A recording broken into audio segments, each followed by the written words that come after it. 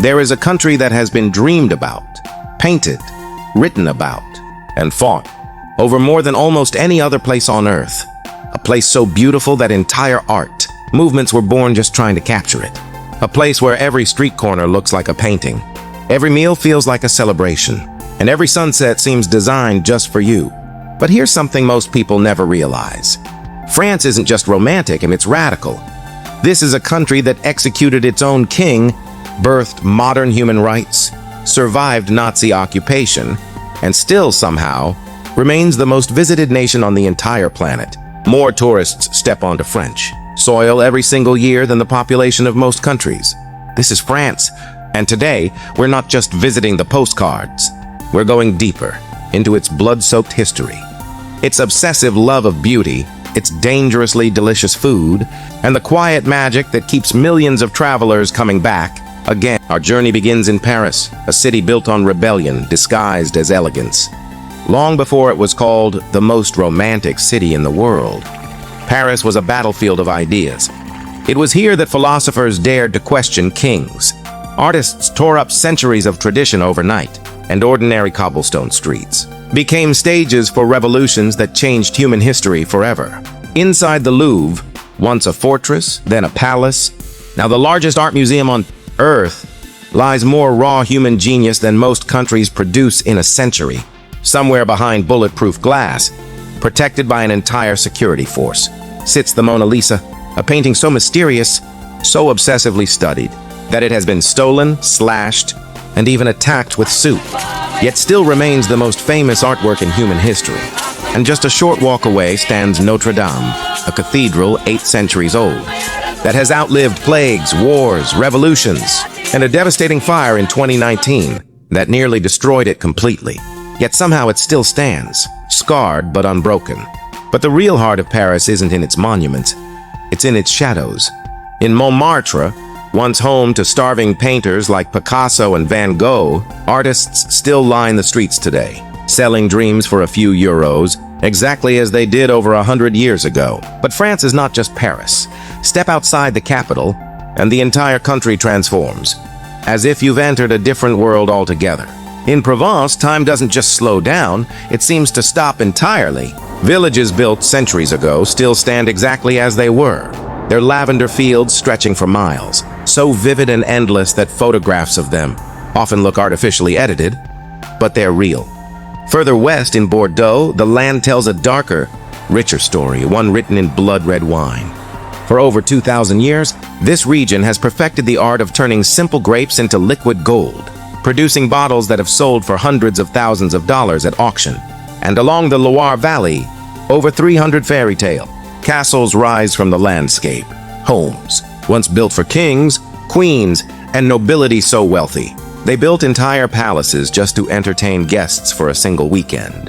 In the east, the French Alps cut violently into the sky.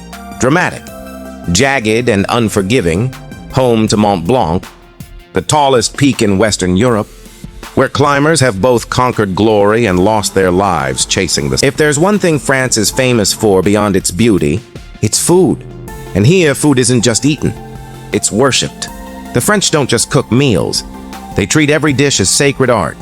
A simple breakfast of coffee and a croissant becomes a ritual passed down for generations. A dinner can stretch for 4, 5, even 6 hours, filled with wine, argument, laughter, and course after course of food so rich it borders on scandalous. France produces over 1,600 different types of cheese, so many that legend says a different one exists for every single day of the year. Some are so pungent, they're legally restricted on public transportation.